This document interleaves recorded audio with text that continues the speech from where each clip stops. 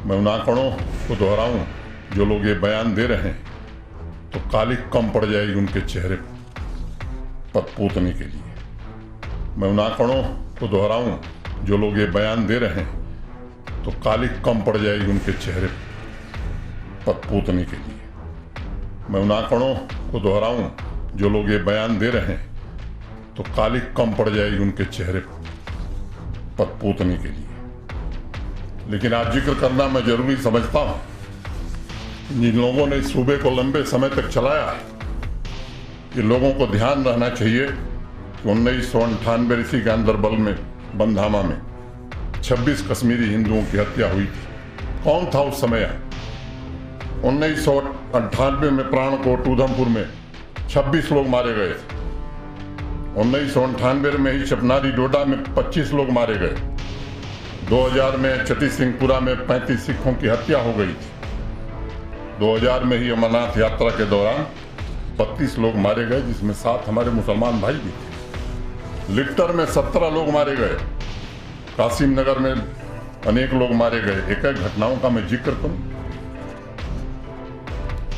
सवाल उठाया जा रहा है कि 370 हटने के बाद कहा गया था कि आतंकवाद समाप्त हो जाएगा।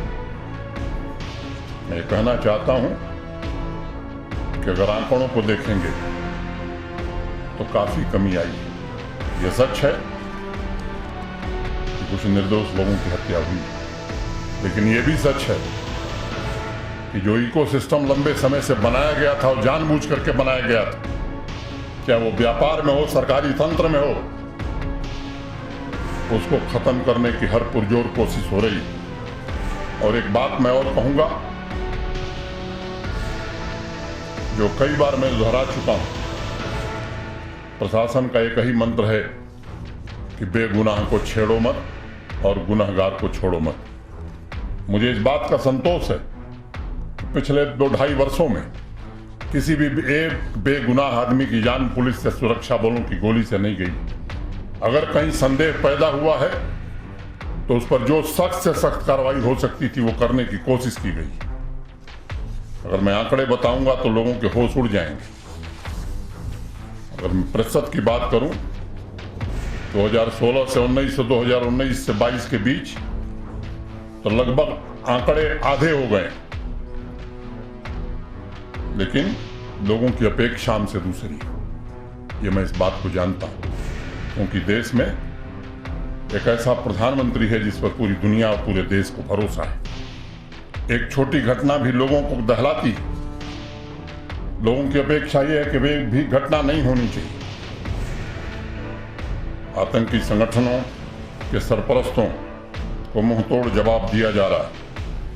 इंटेलिजेंस बेस्ड ऑपरेशंस की संख्या बढ़ी है। इकोसिस्टम किस तरह से समाप्त हो इसकी कोशिश की जा रही है। और मैंने कहा पहले आपसे कि अब दूसरे देश के इशारे पर जम्मू कश्मीर में बंदी नहीं होगी। स्कूल में बच्चे पढ़ाई करते हैं, किसी की दुकान और किसी का बिजनेस प्रतिष्ठान अब कोई जबरदस्ती जम्मू कश्मीर में बंद नहीं करा सकता।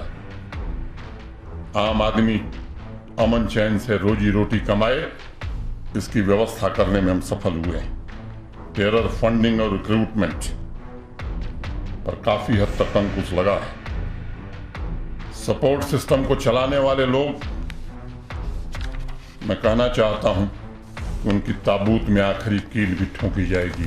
और जब तक अमन चैन नहीं आएगा, मैं आपको भरोसा देना चाहता हूं कि एक व्यक्ति की भी जान जाती। मैं जानता हूं इस बात को कि मौत का कोई मुआवजा नहीं होता।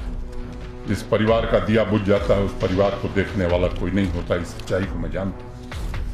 मुझे दुख है कुछ लोग इन आतंकवादियों के शिकार हुए हैं, लेकिन आज मैं आपसे जरूर कहूंगा कि आतंकवाद समूल जम्मू कश्मीर में समाप्त हो, इसकी हर कोशिश अंतिम सांस तक की जाएगी।